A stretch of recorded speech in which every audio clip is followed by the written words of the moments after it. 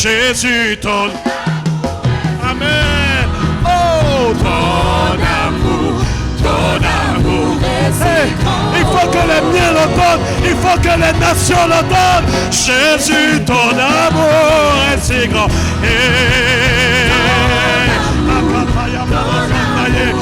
Pas seulement pour nous, pas seulement pour l'église locale. Jésus, ton amour est si grand.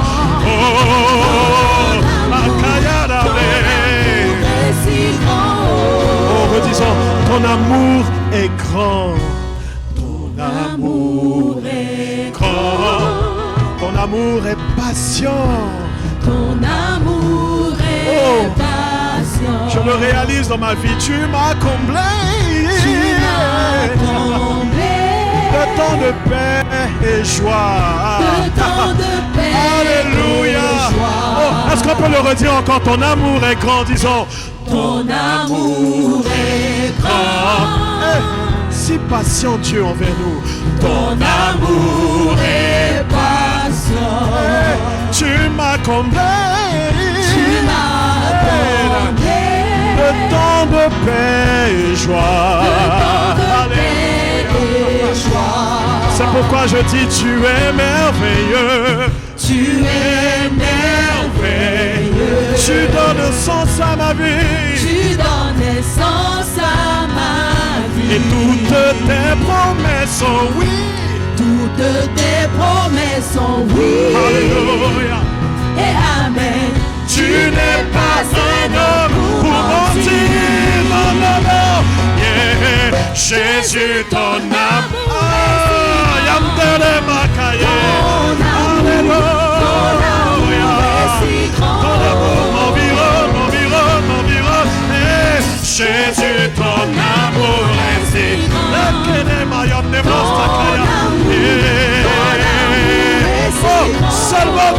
seulement vos voix et la patrie, ton amour, Jésus, ton amour.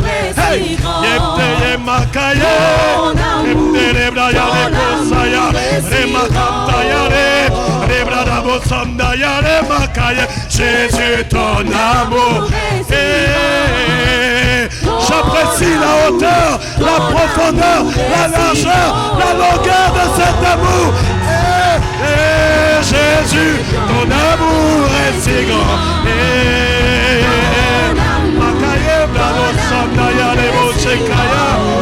Oh Jésus, Jésus, ton amour est si grand. Oh,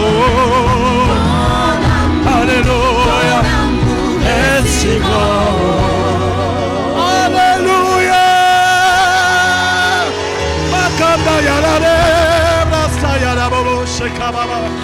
Oh, merci Seigneur pour ton amour. Alléluia pour ton amour, Jésus.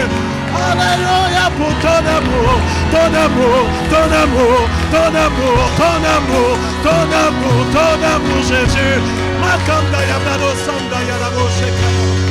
Oh, merci Jésus. Ton amour est si grand.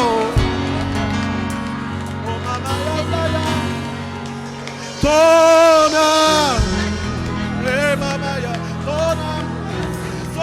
amour est si grand.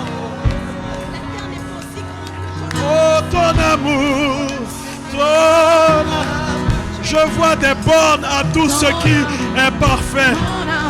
Mais tes commandements d'amour n'ont pas de limite. Oh, Mayanda Yarabe, ton amour.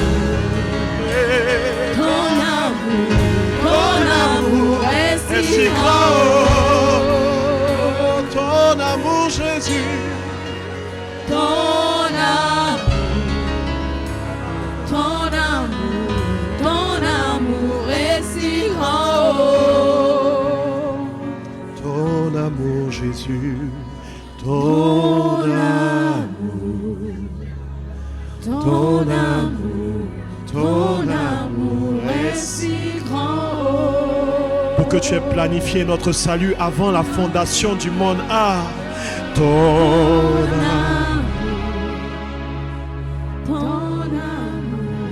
ton amour est si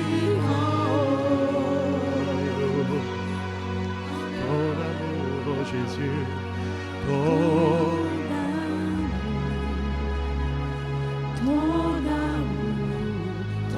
amour est si grand.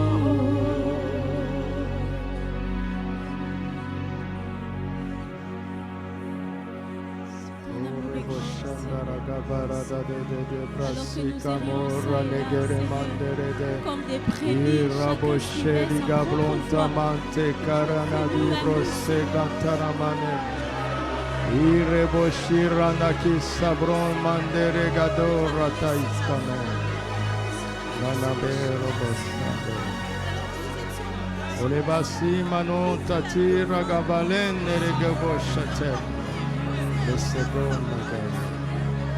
tu es Dieu. Oh Père, nous t'adorons. Merci de nous aimer si fort, si passionnément, si ardemment. Tu nous as aimés le premier. Nous aussi nous t'aimons. Oh Père, nous t'aimons. Tu es un excellent Père. Tu es un Père parfait.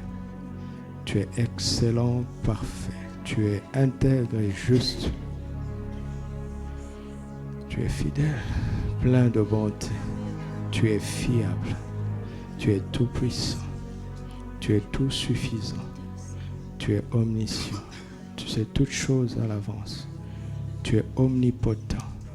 Tu n'as aucune incapacité, aucune faiblesse, aucune limite. Tu ne souffres d'aucun manque. Nous pouvons compter sur toi en toutes choses. Oh Père, merci. Oh, nous t'aimons Père. Et nous sommes heureux de pouvoir t'adorer grâce au Saint-Esprit et la vérité dans laquelle il nous conduit chaque jour de plus en plus. Oh Père, prends plaisir à ces moments, car ce culte est à toi. Nous espérons t'avoir rendu un culte digne de toi, de tout notre cœur et par la foi. Et nous nous asseyons pour t'écouter. Parle à nos cœurs. Parle-nous en tant que famille. Parle-nous en tant qu'individu. Parle non seulement à cette église locale, mais à ton corps. Parle. Que ta parole retentisse sur toute la terre.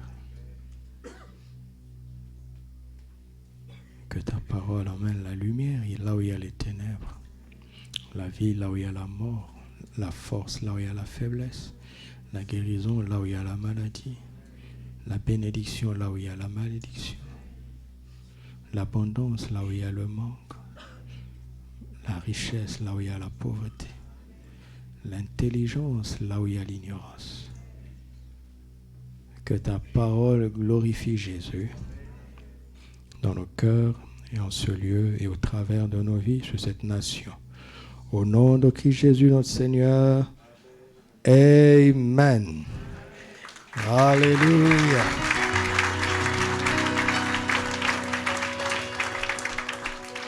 Gloire à Dieu. Asseyons-nous à ses pieds. Au pied du Seigneur, n'est-ce pas?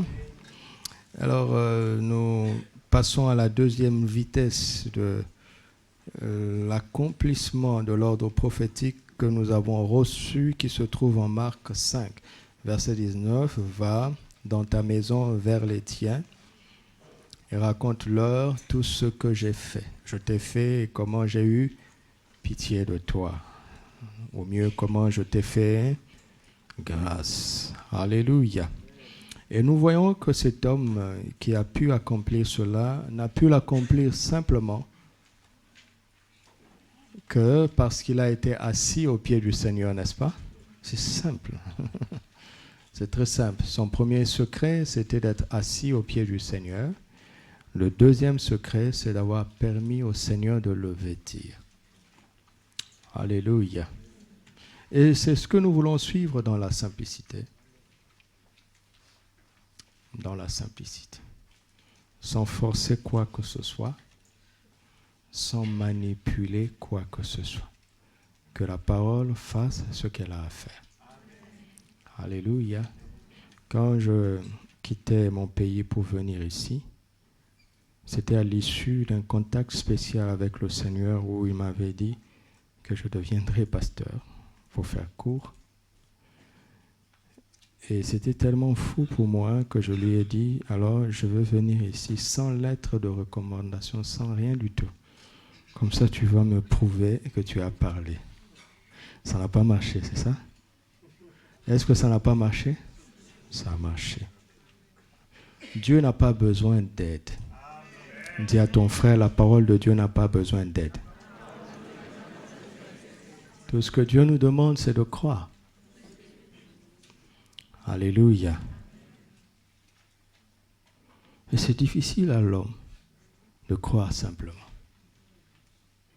L'homme veut ajouter beaucoup de choses pour en retirer un peu de gloire. Pour dire, Dieu a fait, mais moi aussi j'ai fait.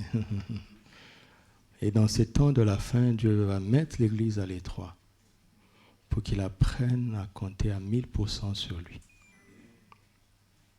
Alléluia.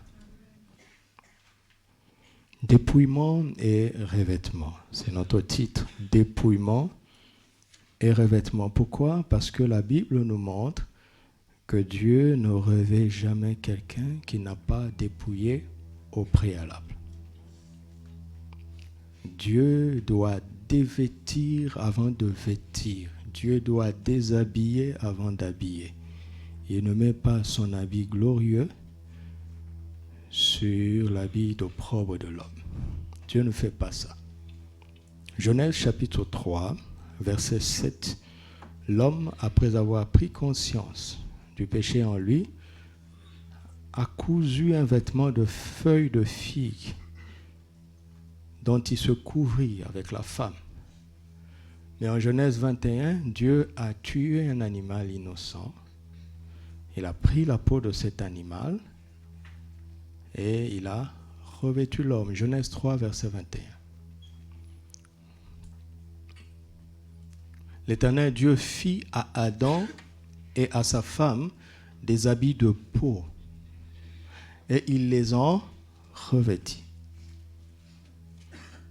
Et comprenez cette scène. N'imaginez pas que le vêtement de feuilles de figue était accepté par Dieu comme un sous-vêtement et que le vêtement de peau allait être par-dessus comme un vêtement.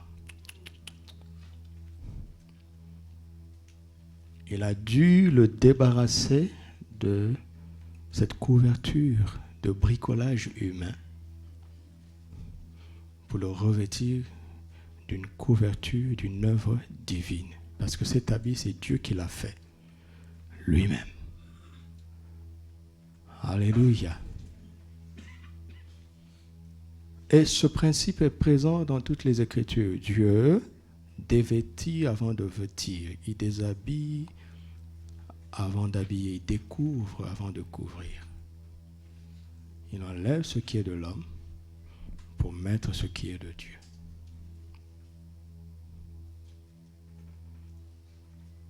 Alléluia.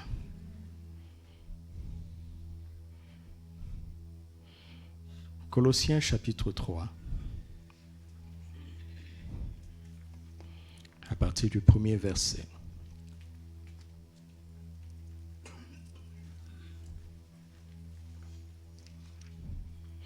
Si donc vous êtes ressuscités avec Christ, cherchez les choses d'en haut où Christ est assis à la droite de Dieu. Si donc vous êtes ressuscités avec Christ, Cherchez les choses d'en haut où Christ est assis à la droite de Dieu. Si. Est-ce que vous êtes ressuscité avec Christ?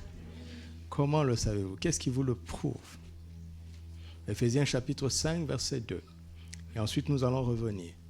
Éphésiens 2, plutôt, verset 5. Éphésiens 2, verset 5. Croyez-vous en la parole de Dieu? Nous qui étions morts par nos offenses, nous a rendus à la vie avec Christ. C'est par grâce que vous êtes sauvés. Nous étions morts. Il nous a ressuscités ensemble. Ensemble, ça veut dire quoi? Ça ne veut pas dire nous ensemble, mais ça veut dire ensemble avec Christ. Il nous a ressuscités ensemble et nous a fait asseoir ensemble dans le lieu céleste en Jésus-Christ. Donc nous sommes assis, n'est-ce pas? Nous sommes ressuscités et nous sommes assis. Où? Dans les lieux célestes en Jésus. Revenons maintenant. Ça donne maintenant de l'épaisseur en Colossiens chapitre 3. Si donc vous êtes ressuscités avec Christ, recherchez les choses d'en haut où Christ est assis à la droite de Dieu. Affectionnez-vous aux choses d'en haut et non à celles qui sont sur la terre. Car vous êtes morts et votre vie est cachée avec Christ en Dieu. Quand Christ, votre vie, paraîtra, alors vous paraîtrez aussi avec lui dans la gloire. Faites donc mourir. C'est nous qui devons le faire. Faites donc mourir les membres qui sont sur la terre.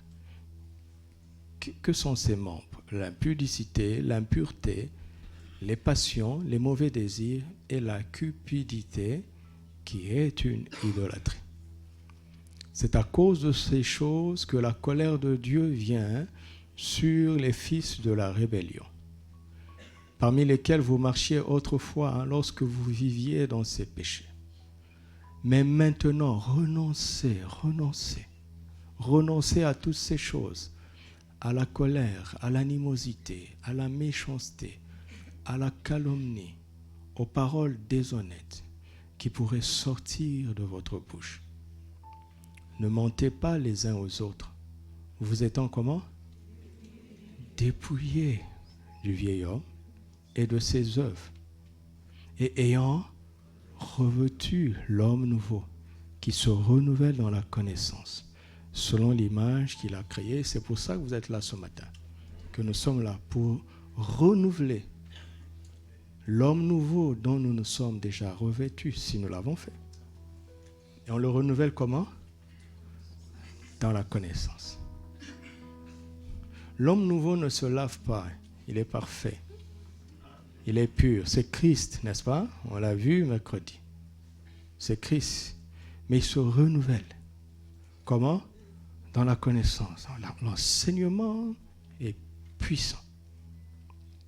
Parce que quand nous recevons l'enseignement de la parole de Dieu et que nous y croyons, l'une des choses que l'enseignement fait, c'est qu'il nous permet de renouveler l'homme nouveau dont nous sommes revêtus, si nous sommes revêtus. Et pour être revêtus de l'homme nouveau, nous devons nous dépouiller du vieil homme. Quand une personne naît de nouveau, elle est spirituellement régénérée, mais elle reste pour autant habillée du vieil homme. Parce que c'est sa responsabilité à lui de se débarrasser de ce vieil homme. La transformation intérieure se fait par la puissance du Saint-Esprit. Quand nous croyons, Dieu le fait tout seul quand nous croyons. Mais choisir d'abandonner le mensonge ne sera pas imposé. Ça doit être un choix. Le mensonge appartient au vieil homme. Et pourquoi trouve-t-on des chrétiens qui malheureusement continuent de mentir? Ce n'est pas qu'ils ne sont pas nés de nouveau, ils le sont. Mais ils sont encore habillés du vieil homme qui sait mentir. J'ai pris un péché pas très grave, quoique tous les péchés soient graves. Cela veut dire que toutes les mauvaises choses que l'on peut traîner dans nos vies ne sont pas imputables aux démons qui nous habitent, car un démon n'habite pas un enfant de Dieu, parce qu'il est le temple du Saint-Esprit. Mais ils sont imputables au vieil homme dont il ne s'est pas encore débarrassé. Pourquoi? Parce qu'il ne s'affectionne pas aux choses d'en haut. un chrétien ne pêche que dans la mesure où ce péché lui plaît encore. N'est-ce pas? Vous avez de l'expérience pour ça. Et c'est une question de décision. De se débarrasser du vieil homme. Dites avec moi, je me débarrasse de ce vieil homme.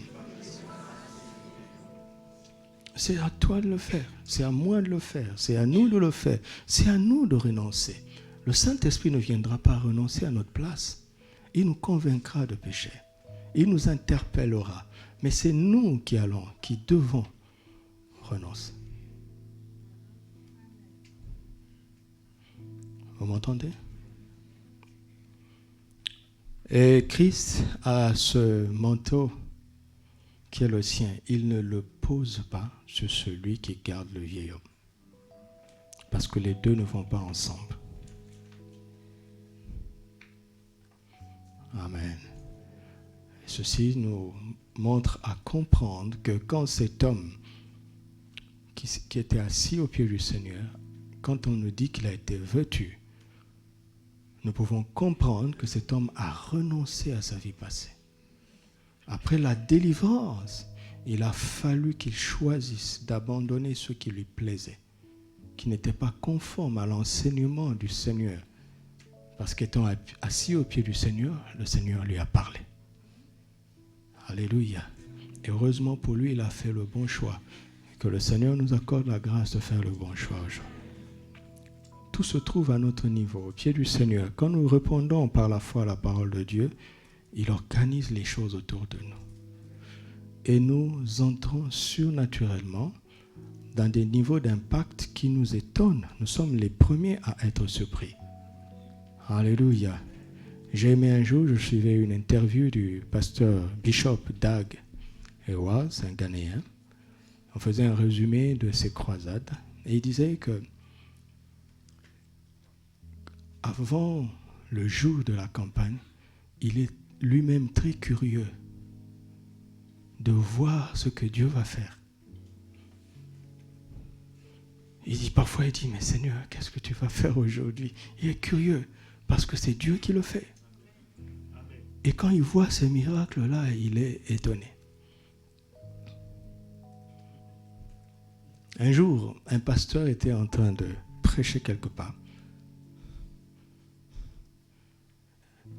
Et à un moment donné de son sermon, la nuée est descendue dans la salle de manière physique. Et dans la rue, il y avait un cortège funèbre. Les gens étaient en train d'emmener leurs morts au cimetière. Le mort s'est réveillé. Les gens ont fui. Ils sont tous entrés dans le lieu de la réunion. Et le pasteur qui prêchait, ce que je vous dis, il l'a fait dans ses vêtements. Tellement il était dépassé par ce que Dieu a fait. C'est Dieu qui fait ça. Alléluia. Mais s'il dit, arrête ça, tu arrêtes. Abandonne ça, tu abandonnes. Dépouille-toi de ça, tu te dépouilles. C'est là où se trouve notre force. Dans le dépouillement, dans le renoncement. Le reste lui appartient. Alléluia. Alors, nous allons appliquer ce principe du dépouillement et du renoncement dans la vie de Joseph. Dans la vie de Joseph. Pour bien comprendre Joseph, il faut étudier l'histoire de ses parents. Et c'est valable pour chacun d'entre nous. Je te connaîtrai mieux si je connais tes parents, si je connais l'environnement d'où tu viens. Et tu ferais mieux de le faire toi-même déjà aussi, pour mieux te comprendre. Parce que parfois on ne se comprend pas vrai?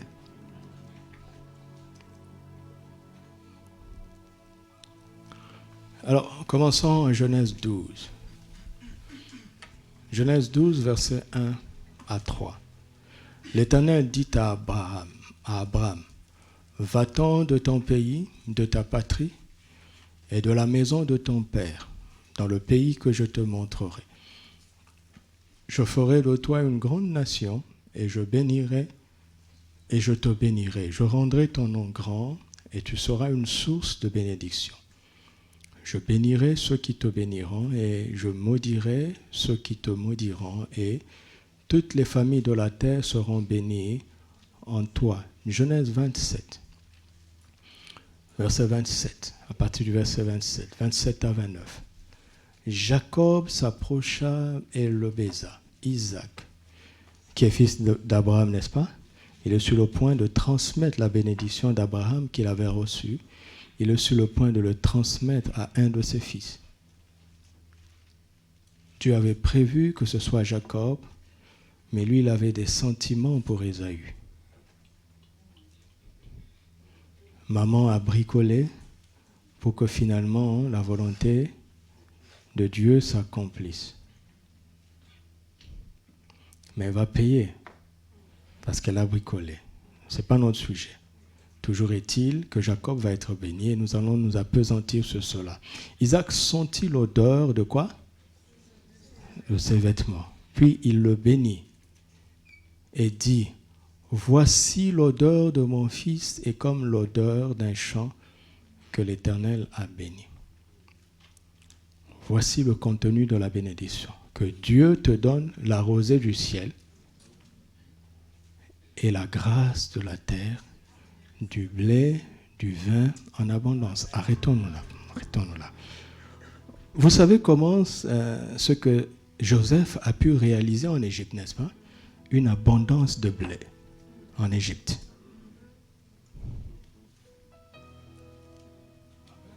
Ça venait de très loin.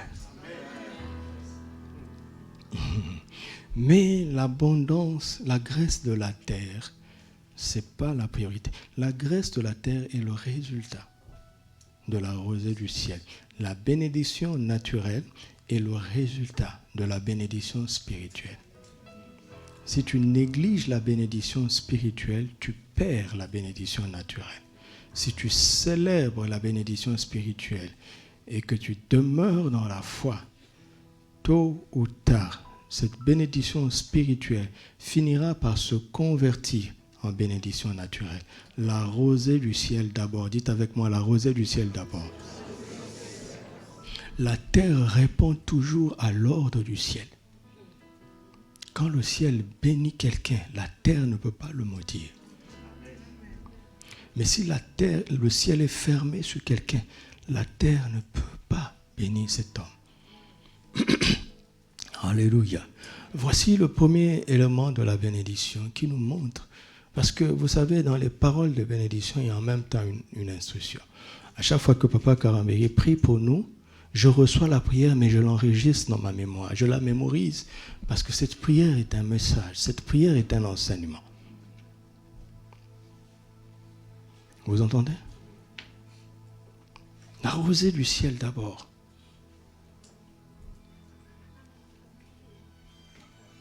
Verset 29. Suivez-moi. Verset 29. Que des peuples te soient soumis.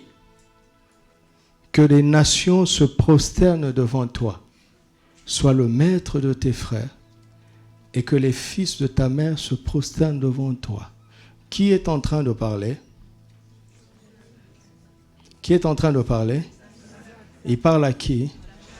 Voilà. Alors, il dit à Jacob que des peuples te soient soumis. Et ensuite, il lui dit que des nations se prosternent devant toi. Où est la différence entre les peuples et les nations? C'est que les nations sont des peuples organisés. Amen. Quand il dit que les peuples te soient soumis, il est en train de dire ceci. Que l'humanité te soit soumise. Quand il dit que les nations se prosternent devant toi, il est en train de dire ceci. Que l'organisation humaine te soit soumise. Il lui donne autorité sur l'humanité et sur leur organisation. Quels que soient les systèmes qui vont être mis en place dans n'importe quelle nation que ce soit, tu resteras au-dessus.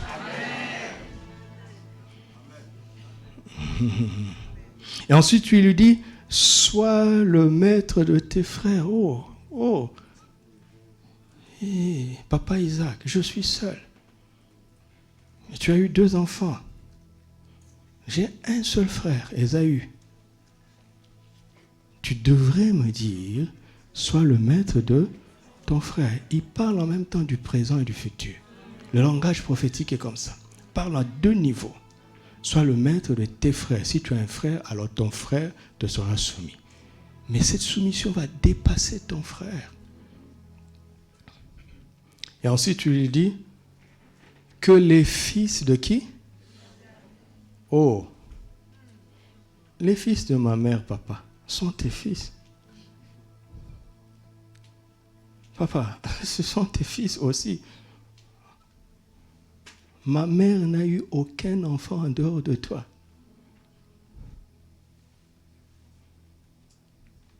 Eh bien, nous comprendrons cela plus tard. On va pas, je vous dis déjà qu'on ne va pas y arriver aujourd'hui. Mais à un autre message, on va toucher à cela. C'est un langage prophétique. Et il va dire, maudit soit quiconque te maudira. Et béni soit quiconque. Ça vous rappelle qui?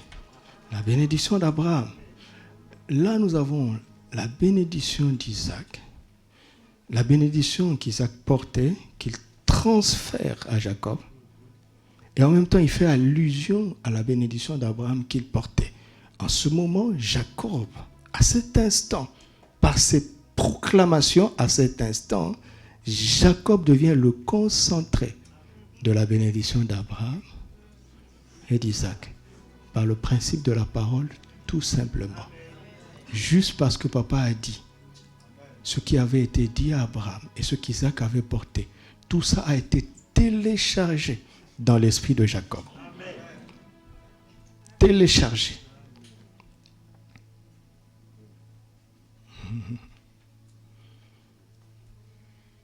Et les gens ont tendance à croire en la puissance de la malédiction. J'ai vu plein de gens qui ont pleuré parce qu'une autorité les a maudits. Mais je ne vois pas les gens faire la fête parce qu'une autorité les a bénis. C'est comme s'il dit, il m'a vraiment maudit, il m'a seulement béni. Vous comprenez? Si ça marche dans le négatif, ça marchera dans le positif.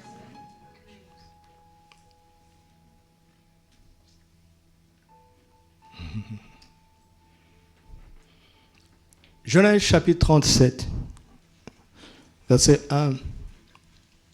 Jacob demeura dans le pays de Canaan. Vous entendez le verbe? Vous entendez ce verbe?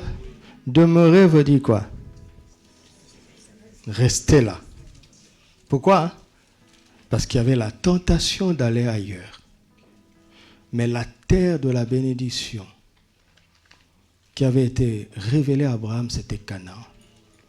Alors Jacob a fait un effort de rester là. Comme Isaac son père. Verset 2. Voici la postérité de Joseph. Ruben. Voici la postérité de Jacob. Ruben. Voici la postérité de Jacob. Ruben, Siméon, Lévi, Judas. Le 11e de la famille va prendre la position de premier-né.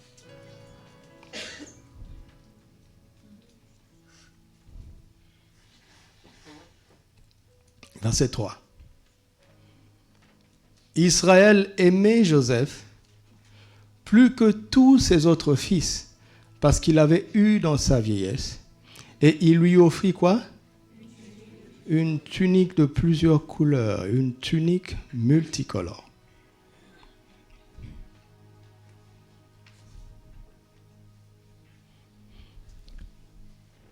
L'expression visible de la préférence de Jacob sur Joseph se traduit par un vêtement. Alléluia.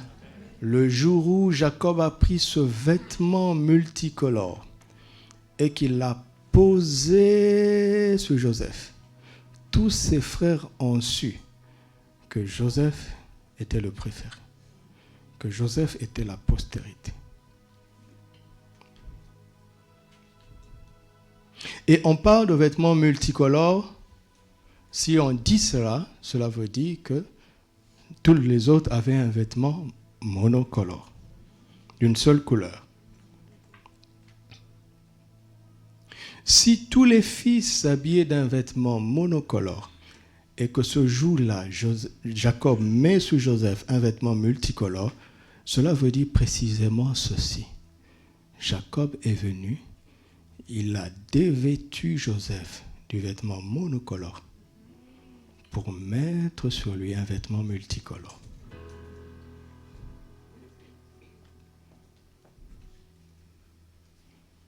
Et à partir de ce moment, Joseph est entré dans la distinction. Pourquoi? Parce que Jacob aimait Joseph plus que ses fils. Qu'est-ce que cela veut dire? Que Jacob aimait ses fils, n'est-ce pas? Mais il aimait Joseph plus que. Chaque fils de Jacob n'expérimentait qu'une seule couleur de l'amour de leur papa. Mais Joseph expérimentait l'amour de papa en couleur. Les autres, c'était en noir et blanc.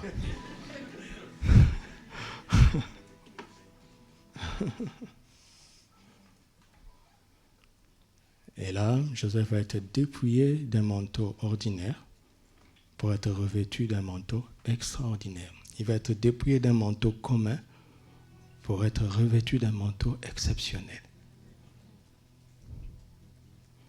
Que cela vienne sur toi au nom de Jésus. Continuons. On va voir maintenant le deuxième manteau de la vie de Joseph. Alors nous sommes au verset 23, à partir du verset 23, Genèse 37 toujours, verset 23. Lorsque Joseph fut arrivé auprès de ses frères, il fit quoi? J'ai posé une question, il fit quoi? C'est pas moi qui ai écrit ça. Vous avez vu, non? Ils le dépouillèrent de quoi? De la qu'il avait sur lui. Ils le prirent et le jetèrent dans la citerne. Cette citerne était vide. Il n'y avait point d'eau. Ils s'assirent ensuite pour manger. Ayant levé les yeux, ils virent une caravane d'Ismaélites venant de Galade. Leurs chameaux étaient chargés de quoi? D'aromates, de baume et de... Vous voyez ça?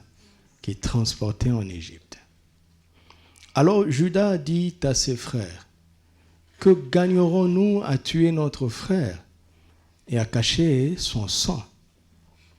Venez, vendons-le aux Ismaélites et ne mettons pas la main sur lui, car il est notre frère, notre chair. Et ses frères l'écoutèrent. Au passage, des marchands madianites, ils tirèrent et firent remonter Joseph hors de la citerne, et ils le vendirent pour 20 cycles d'argent aux Ismaélites, qui l'emmenèrent en Égypte. Un commentaire dit que ça, c'est le prix d'un esclave handicapé. Un esclave qui a des défauts corporels. C'était ça le tarif. Ruben revint à la citerne, et voici Joseph n'était plus dans la citerne. Il fit quoi? Retourna vers ses frères et dit, l'enfant n'y est plus, et moi, où irai-je? Ils prirent alors la tunique de Joseph et, ayant tué un bouc, ils plongèrent la tunique dans le sang. Ils envoyèrent à leur père la tunique de plusieurs couleurs en lui faisant dire, voici ce que nous avons trouvé. Reconnais si c'est la tunique de ton fils ou non. Jacob l'a reconnu et dit, c'est la tunique de mon fils. Une bête féroce l'a dévoré. Joseph a été mis en pièces. Réfléchissons un petit peu. Je pense que si on va faire un peu de criminologie, voulez-vous faire avec moi? On va faire une enquête, n'est-ce pas? Joseph va vers ses frères et une bête féroce vient l'attaquer. Alors Joseph dit à la bête féroce, attends, avant de me manger, attends d'abord. Cette tunique est trop... Je veux me déshabiller d'abord, puis tu vas me bouffer après. Parce que si la bête féroce avait attaqué Joseph avec sa tunique, la tunique sera ensanglantée et déchirée.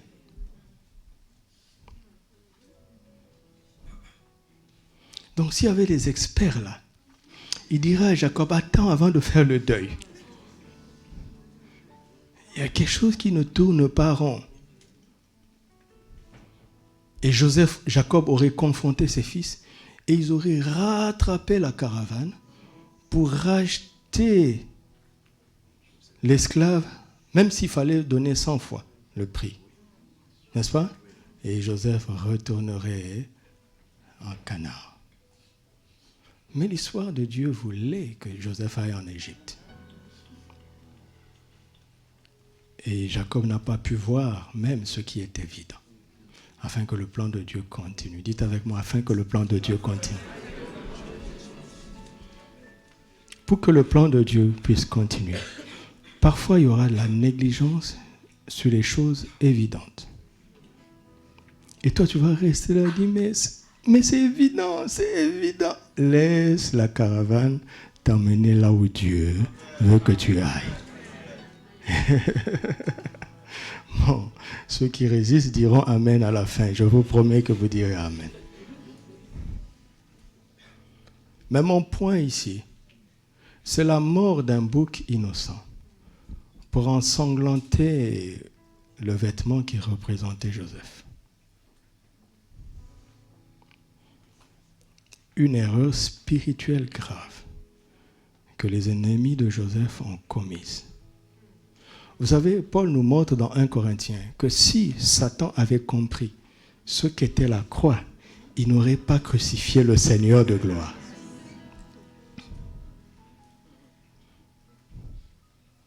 Dieu est tellement fort qu'il fera toujours concourir toutes choses au bien de ceux qui l'aiment et qui sont appelés dans son plan. Et c'est tellement décidé à l'avance que même tes ennemis, en voulant te détruire, ils vont poser l'acte qu'il faut pour te faire avancer. Pourquoi? Parce qu'assieds-toi à ma droite jusqu'à ce que je fasse de quoi? De tes amis, ton marchepied, c'est ça. De tes ennemis. L'inimitié est une bonne chose. Parce qu'elle place des escabeaux pour l'élévation de celui qui s'assoit au pied du Seigneur. Alléluia. Vous avez, il y a le dépouillement là, n'est-ce pas? Vous allez me dire, on l'a dépouillé, mais je ne vois pas où on l'a revêtu. Vous avez pensé à ça? J'ai posé la même question au Seigneur. Je dis, le dépouillement, je le vois. Le revêtement, je ne le vois pas. Première chose, quand tu as déjà compris le principe, Dieu n'a pas besoin de te dire toujours les deux éléments. Il suffit qu'il te montre l'un, tu sais qu'il y a l'autre. Dépouillé de quoi? De son manteau de privilégié. Parce que c'est ça qui lui donnait une position de privilégié parmi ses frères, n'est-ce pas? On l'a dépouillé de son manteau de privilégié. Et on a pris le sang. On a mis sur le manteau de privilégié. Regardez ce qui est intéressant. Jacob n'avait pas besoin de voir le corps meurtri de son fils pour en déduire qu'il était mort. Il a suffi que son vêtement soit ensanglanté. Donc ce vêtement le représentait. Le sang sur le vêtement de Joseph correspondait au sang sur la vie de Joseph. Quelqu'un me suit? Romains chapitre 3, versets 23 à 25. Car tous ont péché et sont privés de la gloire de Dieu. Et ils sont gratuitement justifiés par sa grâce, par le moyen de la rédemption, rachat, qui est en Jésus. C'est lui que Dieu a destiné, Jésus, par son sang à être pour ceux qui croiraient quoi? Une victime propitiatoire afin de montrer sa justice. Dieu demande sa justice à travers le sang propitiatoire. Verset 23 dit, tous ont péché et sont privés de la gloire de Dieu et ils sont gratuitement justifiés. En dépouillant Joseph de ce manteau, on le dépouillait de son manteau de privilégié, afin que Dieu le revête de manteau de justifié. Vous m'entendez? Regarde. Quel que soit le privilège que tu peux avoir sur la terre, tant que Dieu ne t'a pas justifié, cela est multiplié par 0. Parce qu'au dernier jour, les privilèges terrestres ne pourront pas t'acheter une place au ciel. Nous devons parvenir à un point où nous regardons toutes choses comme de la boue, afin de connaître Christ, mais ça ne s'arrête pas là, et être trouvé en lui, non pas avec notre, mais avec Alléluia! Souvent, le chemin de l'expérience de la justice divine est ralenti par les privilèges naturels. Les manteaux de valeur sur cette terre, Joseph avait atteint un statut dans la famille, un rang élevé dans la famille, mais ça, ce n'était pas encore la justice divine, parce que la justice divine s'acquiert par le sang. Jacob n'a tué aucun animal pour donner à Joseph ce vêtement multicolore. Mais Dieu a tué un animal dans le jardin pour couvrir Adam.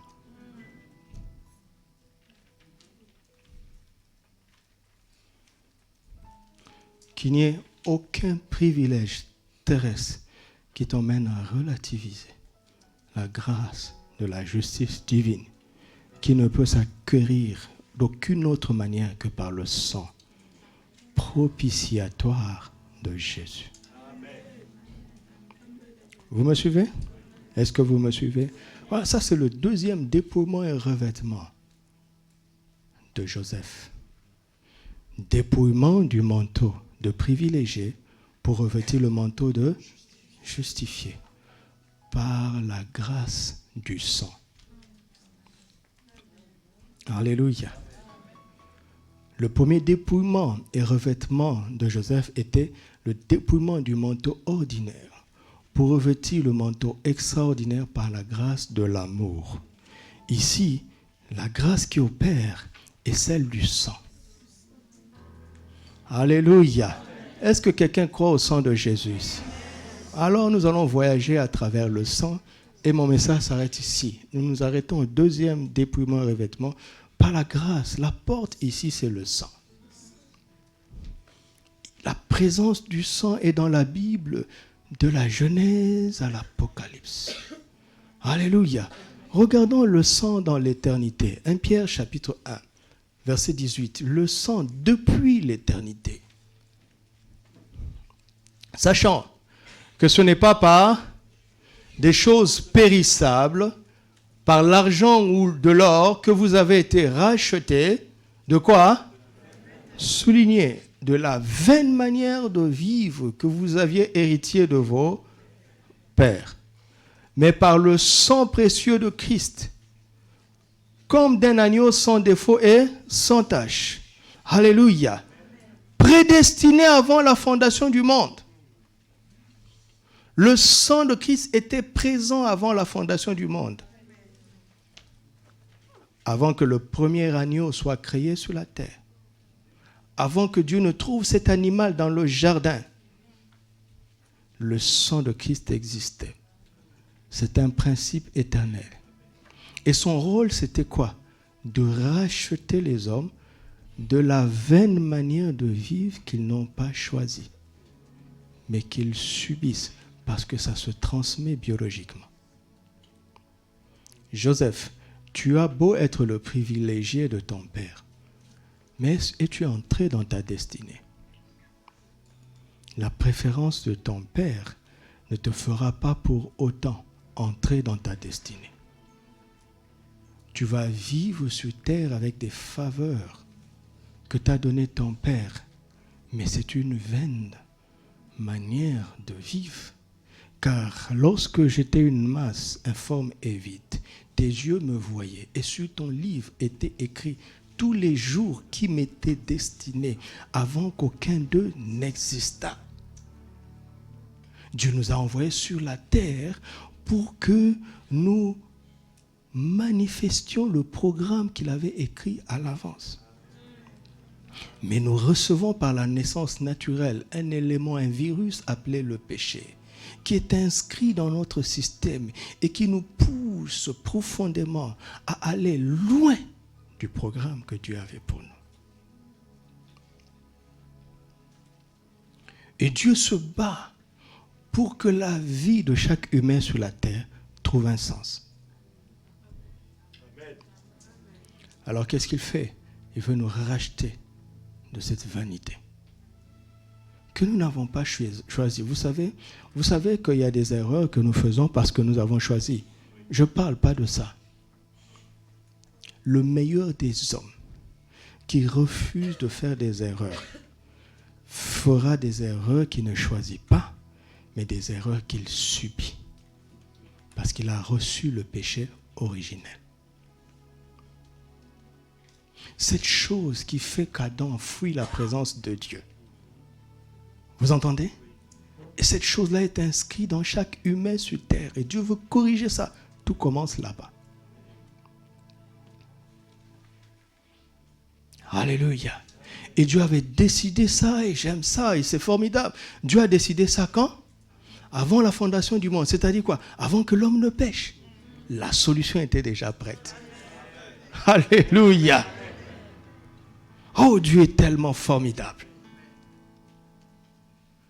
Là, nous voyons le sang dans l'éternité. Le sang dans le commencement. Au commencement, nous l'avons vu dans le jardin, n'est-ce pas? Un innocent est mort pour que l'homme soit couvert. Le sang était là. Amen. Le sang sur le vêtement de Joseph. Nous continuons notre voyage.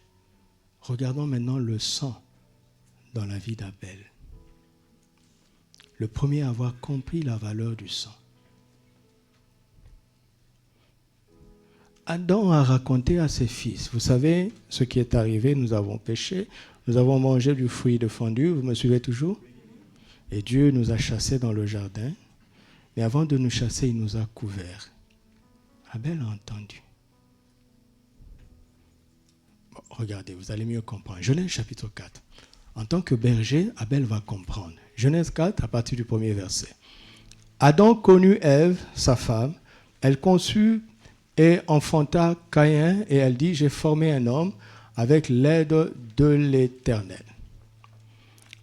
Elle enfanta encore son frère Abel. Abel fut berger et Caïn fut... Abel était comment? Et Caïn était comment? Caïn était comment? Abel était comment? Cela veut dire que le travail de Caïn était quoi? De cultiver, n'est-ce pas? N'est-ce pas? Et le travail d'Abel, c'était quoi? D'élever les animaux. Ok. Verset 4. Non, verset 3. Au bout de quelque temps, Caïn fit à l'Éternel quoi? Une offrande des fruits de la terre, et Abel, de son côté, en fit quoi? Des premiers-nés de son troupeau et de leur graisse.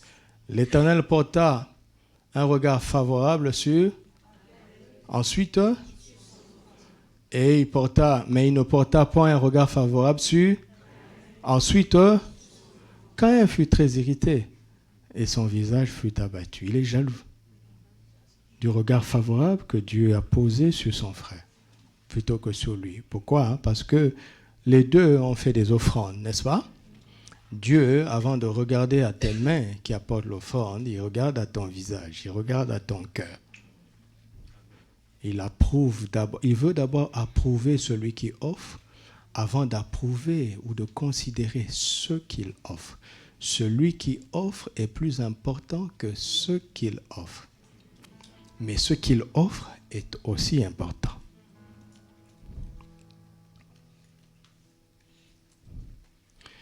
Alors, Caïn a dû attendre la moisson, n'est-ce pas? Le fruit de la terre. Il a semé et la terre a produit, n'est-ce pas? Et il a pris une offrande du fruit de la terre. Il a attendu la moisson. Et Abel devait attendre quoi? La mise bas de son troupeau. N'est-ce pas? Le bétail que papa avait nommé dans le jardin vont maintenant avoir une portée. La première portée d'Abel. Caïn n'a pas donné les prémices. C'était une énième récolte. Mais Abel a donné dès les premières mises bas. Donc pour Abel, Dieu était prioritaire. Pour Caïn, Dieu n'était pas prioritaire. Amen. Alléluia. Suivez-moi très bien. Alors nous allons aller dans les profondeurs de la foi. La Bible dit que le cœur de l'homme est tortueux par-dessus tout. Vous savez, quand nous faisons une erreur et que le Seigneur le révèle, nous devons nous asseoir, après nous être repentis, pour essayer de comprendre qu'est-ce qui nous a amenés à commettre cette erreur, afin de corriger le problème à la racine. Amen. Alléluia. Qu'est-ce qui a fait que Dieu n'avait pas la priorité pour Caïn, mais il avait la priorité pour Abel? Le premier indice se trouve dans leur travail. Alléluia. Quel était le travail de Caïn? C'était quoi? Tout le monde me suit? Vous me suivez bien en haut? Faites signe de la main. C'est très bien. Quel était le travail de Caïn? Et quel était le travail d'Abel? Regarde. Caïn notait. Caïn était profondément orgueilleux et incrédule. Et Abel était profondément humble et croyant. Alléluia. Je parle comme ça pour que ça puisse nous aider. Vous savez, dans certaines erreurs que nous faisons, se repentir ne suffit pas. Parce que si on ne va pas à la racine, à ce qui nous pousse à commettre ces erreurs, nous aurons un cercle vicieux de repentance. Il faut t'asseoir encore au pied du Seigneur et l'écouter pour qu'il te dise qu'est-ce qui fait que l'autre a compris, mais toi tu n'as pas compris. L'autre a bien agi, mais toi tu n'as pas bien agi.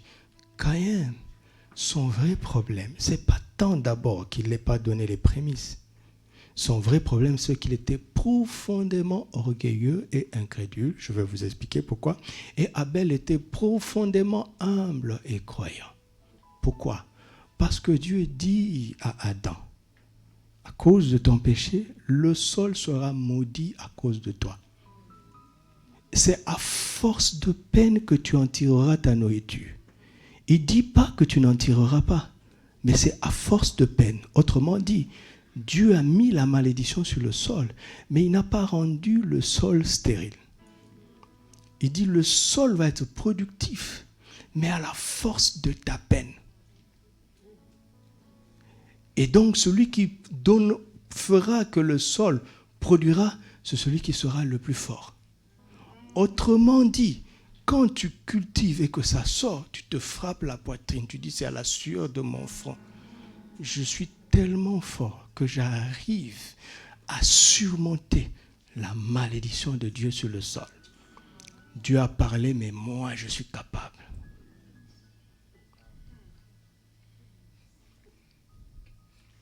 Mais regardez Abel. Abel a dirigé son travail vers le bétail. Pourquoi? Pour deux raisons. La première raison, c'est que si vous lisez attentivement, vous me suivez? Suivez-moi, c'est très important. Si vous lisez attentivement Genèse 1, vous allez voir que Dieu a béni. À chaque fois qu'il criait, il appréciait et il bénissait. Il créait, il appréciait et il bénissait. Mais quand il est arrivé dans la catégorie des bétails et des reptiles, il a seulement apprécié. Il n'a pas béni. Donc, les bétails n'avaient pas la bénédiction divine. Les reptiles n'avaient pas la bénédiction divine. Trouve le verset et affiche. Pourquoi? Parce que Dieu, dans son omniscience, ayant déjà immolé l'agneau avant la fondation du monde, il ne pouvait pas bénir un bétail. Vous comprenez? Au cas où l'homme pécherait, pour que la malédiction qui devait tomber sur l'homme tombe sur le bétail. Restez calme, restez calme. Le but, c'est que vous receviez ça. Dieu est omniscient, il est très fort. Il a toujours 10 000 coups d'avance. Suivez-moi, c'est très important. Alors, le péché a amené la malédiction sur la terre. Caïn va vers le bétail. Pourquoi? Parce qu'il sait, Abel, merci. Parce qu'il sait que pour s'approcher de Dieu, il devra sacrifier. Il va prendre un animal que Dieu n'a pas maudit, n'a pas béni, afin que la malédiction qui devait venir sur lui tombe sur cet animal. Car si Dieu bénit, il ne peut plus maudire. Et personne ne peut maudire.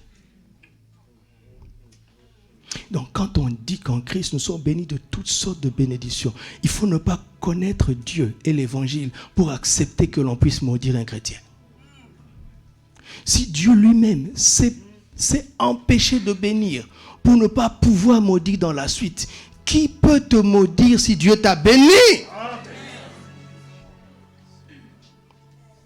Mais regardez l'intelligence spirituelle que l'humilité et la foi donnent à Abel. En Genèse 1, 26, Dieu a béni l'homme, créant l'homme à notre image, selon notre ressemblance, et qui domine sur quoi? Sur les bétails, entre autres. N'est-ce pas? Oui. N'est-ce pas? Donc, Adam sait que le péché a amené la malédiction. Mais Abel, a l'intelligence spirituelle de diriger cette malédiction sur un bétail. Mais il a aussi l'intelligence spirituelle de s'approprier la bénédiction de la domination sur le bétail. Parce que Dieu les bénit et il dit dominer. La domination sur le bétail est une bénédiction. Donc il y a une gestion des malédictions et des bénédictions. Les deux sont dans l'air. C'est l'intelligence spirituelle qui canalise l'un ou l'autre en notre faveur. Alléluia. Regardez. Dans mon pays, nous avons le fleuve le plus puissant du monde. Parce que c'est le fleuve qui a le débit le plus important à l'océan. Et ce fleuve est vraiment une bénédiction divine parce que si vous regardez la carte de la RDC, Dieu nous a offert un réseau autoroutier fluvial. Par la voie du fleuve, tu peux aller partout dans le pays parce que Dieu a créé ce réseau autoroutier pour nous. Vous m'entendez? Mais ça a rendu certains paresseux pour ne plus construire des routes. Bon, on ferme la parenthèse. Mais il y a une voie qui n'est pas navigable. Pourquoi? À cause des rapides, des chutes. C'est un inconvénient. Mais c'est justement sur ce tronçon qu'on produit une quantité astronomique d'électricité. Cet inconvénient, par l'intelligence, peut être transformé en avantage. Il y a la malédiction et la bénédiction dans l'air. Il faut l'intelligence spirituelle pour diriger la malédiction vers une victime propitiatoire et la bénédiction sur toi. Amen. Est-ce que quelqu'un reçoit ça? Abel entend la parole de la malédiction, il entend la parole de la bénédiction. Alors il dit, malédiction, tu iras sur le bétail qui n'était pas maudit. À ma place, bénédiction, je le prends. En dominant le même bétail, c'est comme ça qu'il a dirigé son travail vers le troupeau. Par l'humilité et la foi. Pourquoi? Parce qu'il croyait en ce que Dieu dit. Caïn a banalisé la parole de Dieu. Abel a valorisé la parole de Dieu. Mon ami, je ne sais pas qu'est-ce que tu as et qu'est-ce qui te manque. Voici mon conseil le plus important. Commence à valoriser la parole de Dieu et tu verras que tes inconvénients deviendront des avantages. La parole de Dieu, quand elle entre dans le système, dans le cœur de quelqu'un, dans son esprit, elle éclaire celui qui est humble et elle lui donne l'intelligence de Dieu pour gérer les affaires des hommes. Est-ce que tu m'entends? Et ça, c'est le sang dans la vie d'Abel. Le sang dans la vie d'Abel, on le voit encore. Quand Caïn tue Abel, je peux parler encore? Il me reste 19 minutes. Je vous dis ce que je peux en 19 minutes. Dieu a prévenu Caïn, vous le savez, n'est-ce pas? Alléluia! Je ne sais pas si vous êtes toujours là. Ou bien je dois vous laisser méditer. Parce que parfois on me dit ça, on dit, tu aurais mieux fait de t'arrêter. Je peux m'arrêter aussi. Je veux m'arrêter à Abel. Parce qu'on allait voyager jusqu'à Apocalypse dans le sang. Mais on va s'arrêter à Abel. Regarde. Dieu a prévenu Caïn, mais Caïn n'a pas écouté Dieu, il a tué Abel. Dieu vient et il dit à Caïn, où est ton frère? Affiche-moi le passage. Qu'est-ce qu'il répond? Quelle est sa réponse? Oui, je sais. On commence toujours par suis-je le gardien. Ce n'est pas la première réponse. La première réponse, c'est quoi? Ça s'appelle quoi? Ça s'appelle quoi? Il a menti. Tu imagines, tu vas mentir à Dieu. Regardez, quand on dit dépouillez-vous, entre autres les choses dont on doit se dépouiller, c'est quoi? Les paroles déshonnêtes, c'est-à-dire les paroles malhonnêtes, ou bien simplement le mensonge. Regarde, comment il est facile à un chrétien de dire, oh Dieu, tu es bon, tu es merveilleux, et de mentir quand même dehors. Et il dit, c'est un petit mensonge. Mais ça, là, ça ramène le vieil homme. Vous savez, surtout dans le témoignage, vous savez, Dieu est en train de nous faire avancer parce que la ruse de l'ennemi augmentant, la connaissance aussi augmente. Là où le péché abonde, la grâce surabonde, c'est-à-dire le bien sera toujours au-dessus du mal. Regardez, nous tous ici, nous fréquentons des gens qui ne sont pas chrétiens. Et il arrivera toujours un jour où on va te faire une proposition malhonnête. Parfois, ce n'est pas très grave. Qu'est-ce qu'ils cherchent? Ce n'est pas ton intérêt. Ils veulent la satisfaction de voir que tu es comme eux. Parce que l'homme a toujours la conscience chargée à cause du péché. Quand il voit dans son sillage quelqu'un qui triomphe de ce dont il est esclave, avant même que tu n'ouvres la bouche pour témoigner, ta présence et ta vie est un jugement. Alors, parfois, pour calmer leur conscience, qu'est-ce qu'ils vont faire? Ils vont vouloir t'associer à leur mauvaise voie. Pourquoi? Pour pouvoir tromper leur conscience et se dire, moi je fais ça, mais lui aussi. Et d'ailleurs, lui c'est pire, lui il va à l'église. Et puis il dit, moi je ne veux pas me convertir et être comme lui. Mais en même temps, si tu continues comme ça, tu vas en enfer. Et de telle sorte que si tu minimises un petit mensonge et que tu le fais, le jour où tu viendras témoigner de Christ, tu n'as pas de poids. Tu n'as pas de crédibilité. Vous voyez? Donc, déjà, si on nous dit n'évangélisez pas, notre présence est déjà les prémices de l'évangélisation. Si tout le monde ment et on refuse, on évangélise. Si tout le monde triche, on refuse, on évangélise. Vous entendez? Et quand on va ouvrir la bouche après, parce qu'il faut finir par ouvrir la bouche, notre parole aura beaucoup de poids. Voici l'homme, il dit, je ne sais pas, il ment à Dieu. Quelle folie! Et après il dit, suis-je le gardien de mon frère? Regarde ce que Dieu va dire. Dieu dit quoi? La voix du sang de ton frère crie. de la terre jusqu'à moi. Caïn aurait dû dire, ah bon, mais moi je n'entends pas ça. C'est pas parce que tu n'entends pas que ça ne parle pas. C'est pas parce que tu n'entends pas que ça ne crie pas. Il y a des ondes qui sont inaudibles à l'oreille humaine, mais qui parlent. Si on a un récepteur, on peut capter.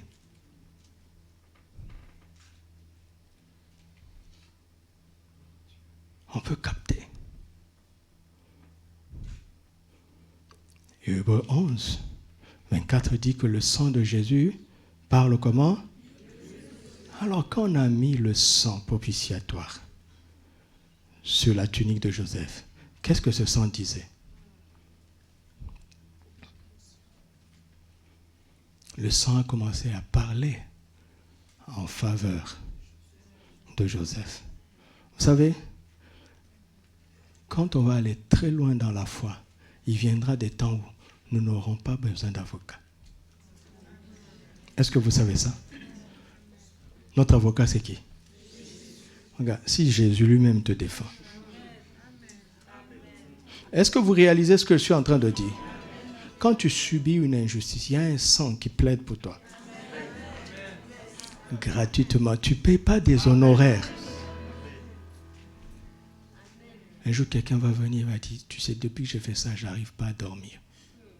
Pardonne-moi. Mais si tu l'avais traduit en justice, c'est ça que les épîtres se disent, mais pourquoi vous ne souffrirez pas quelques injustices? Comment se fait-il que les frères, ils ont des conflits entre eux et ils vont au tribunal? C'est tellement triste. Il dit, ne savez-vous pas que vous jugerez les anges? Vous qui allez juger les anges, vous allez vous soumettre à une justice injuste. Est-ce que vous savez que le sang parle en votre faveur? Alléluia. J'ai des témoignages, des histoires où le Seigneur m'a défendu peut-être 7 ans plus tard. Je me suis tué. C'est pas facile à vivre, mais je m'en remets au Seigneur. Il a dit, à moi la vengeance, à moi la rétribution. Qui accusera les élus de Dieu? C'est Dieu qui justifie. Qui les condamnera? Christ est mort, il est ressuscité, il est assis à la droite du Père. Et il fait quoi? Il intercède en notre faveur. Il intercède pas seulement pour les choses spirituelles, il intercède pour cette injustice professionnelle. Il intercède. Il intercède. Il intercède pour des problèmes fonciers. Tu as un problème d'intérêt, il intercède pour toi. Parce que la justice n'est pas juste dans ce monde. Tu viens défendre ta cause, mais lui, il est le cousin du juge. On jette ton dossier. Fais appel au sang. Fais appel au sang. Va à la cour suprême. Alléluia. Quand un jugement est rendu, on va à la cour de cassation, on casse ça. Et si ça ne suffit pas, on va à la cour suprême. Même si les hommes ont pris ces choses-là, savez-vous que Dieu a une cour suprême. Il peut casser toutes les condamnations. Il n'y a maintenant aucune condamnation pour ceux qui sont en Christ, qui accuseront les élus de Dieu. Fais appel au sang. Fais appel au sang. Alors je commence à comprendre pourquoi il n'y a aucun murmure dans la bouche de Joseph. Le sang a travaillé pour lui, n'est-ce pas? 13 ans plus tard, vous savez ce que le sang a fait? 13 ans plus tard, on a mis sur lui le plus haut manteau qui soit d'Égypte. Le sang a parlé. Pendant 13 ans, le sang a travaillé. Pendant 13 ans, que le sang travaille en ta faveur. Prions que le sang travaille en notre faveur. Parle, parle au Seigneur, parle. Le sang de Jésus parle en notre faveur. Le sang de Jésus parle. Même si tu ne l'entends pas, je te promets que si le sang d'Abel a crié, le sang de Jésus aussi. Il parle en la faveur de tout celui qui croit. Il parle en la faveur de tout celui qui place sa confiance en l'œuvre de la croix. Le sang de Jésus parle. Le sang de Jésus parle. Seigneur, que ton sang parle en la faveur de mon frère et de ma sœur. Que ton sang parle en la faveur de l'Église. Que ton sang parle, que ton sang parle, que ton sang par lequel nous sommes justifiés vienne confronter les injustices dans nos vies. Que le sang de Jésus parle et qu'il vienne confronter les injustices dans nos vies. Nous en appelons au sang. Nous en appelons à ton sang, Seigneur. Nous en appelons à ton sang. Parle en notre faveur. Parle en notre faveur. Conformément à ta parole, nous en appelons à ton sang. Que ton sang puisse parler en notre faveur. Et Jésus n'a pas attendu ce message pour commencer à intercéder pour toi et pour moi. Depuis qu'il est monté au ciel, il est assis à la droite du Père. Et il est mon avocat. Il est ton avocat. Il est ton intercesseur, ainsi que le mien. Rendons-lui grâce pour son intercession en notre faveur. Remercions-le. Remercions-le pour sa défense, son ministère d'avocat. Il est notre défenseur. C'est lui qui plaide notre cause. Il plaide notre cause. Merci Jésus de ce que tu plaides notre cause. C'est toi qui plaides notre cause. Est-ce que j'aurais pu trouver mieux? Pouvons-nous trouver mieux? Y a-t-il un meilleur avocat que toi?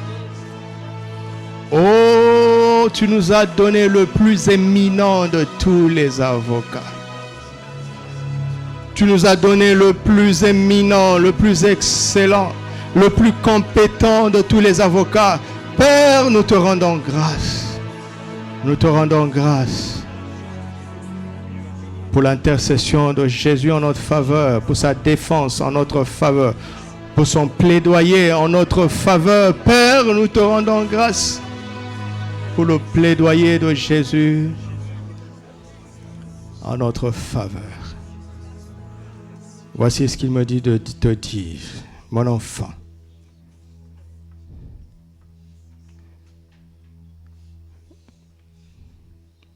Je te conseille de renoncer à l'orgueil et à l'incrédulité comme Caïn, afin que ton cœur soit libéré pour toujours me donner la première place. Il y a ici des gens qui désirent donner la première place au Seigneur, mais qui dans le fait se rendent compte qu'ils n'y arrivent pas. Et ils sont tristes de le vouloir, mais de ne pas le pouvoir. Le Seigneur me dit de te dire, renonce à l'orgueil et à l'incrédulité. Quand je dis une parole, accepte-la telle que j'ai dit. Accepte ma parole telle que je le dis. Trop de raisonnement est en fait l'expression de l'incrédulité. Tu dis que tu es un croyant, mais tu ne sais pas que tu es profondément incrédule. Accepte ce que je dis tel que je dis, et je ferai le reste. Abandonne cet orgueil où tu veux te valoriser par tes propres capacités. Ce que j'ai prévu pour toi dépasse ce que tu mérites. J'ai des grâces pour toi, mon enfant, et des dons, tout don parfait, toute grâce excellente, descendant haut du Père des Lumières, chez lequel il n'y a ni changement ni ombre de variation. Je n'ai pas changé, j'ai toujours été ainsi, je ne changerai pas et je resterai ainsi. Ce que j'ai à te donner s'appelle don, ça s'appelle grâce, c'est deux mots que tu ne mérites pas. Deux mots que tu ne mérites pas. Au nom de Jésus, maintenant, je brise l'influence de l'orgueil sur les âmes. Au nom de Jésus, je prends autorité contre toute influence d'orgueil maintenant. Au nom de Jésus, que ton âme soit libérée de l'orgueil. Que ton âme soit libérée de l'incrédulité. Que ton âme soit libérée de faux raisonnements maintenant. Au nom de Jésus, reçois l'humilité de Christ. Reçois la foi de Christ. Au nom de Jésus, reçois l'humilité de Christ et la foi de Christ. Au nom de Jésus. Au nom de Jésus. Au nom de Jésus. Père, je te rends grâce parce que le sang de Jésus a coulé pour nos péchés d'orgueil et d'incrédulité. Et nous recevons alors la grâce de ton pardon pour entrer dans la grâce de la nature de Christ, qui est profondément humble et croyant en la parole de Dieu. Ce que tu nous as dit, nous allons l'accepter, nous l'acceptons tel que tu nous le dis. Et nous demeurons dans la foi en attendant de voir l'accomplissement de ta parole.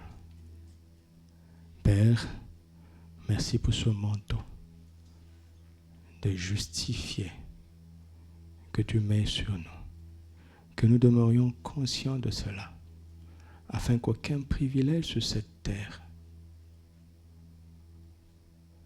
ne nous emmène à minimiser la grâce d'être justifié.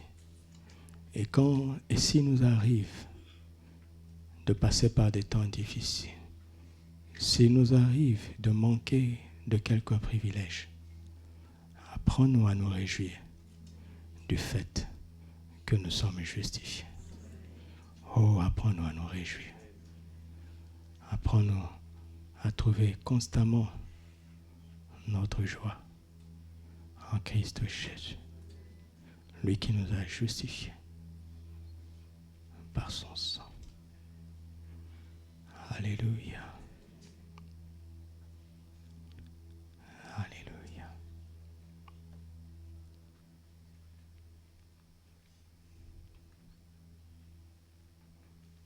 Alléluia.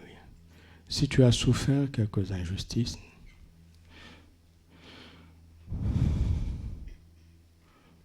arrête de te lamenter, d'accord? Dieu savait que cette chose arriverait avant qu'elle ne t'arrive. S'il a laissé faire, c'est qu'il a un meilleur plan pour toi. Tu m'entends? Il a un meilleur projet. Il a quelque chose de meilleur. Quelque chose de plus grand. Arrête de te lamenter. Accorde le pardon. Et avance. Car Dieu travaille en ta faveur. Le sang de Jésus parle en ta faveur. Merci.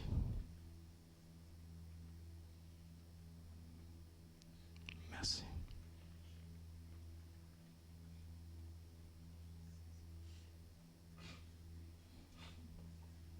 Rendons-lui grâce pour terminer. Rendons grâce.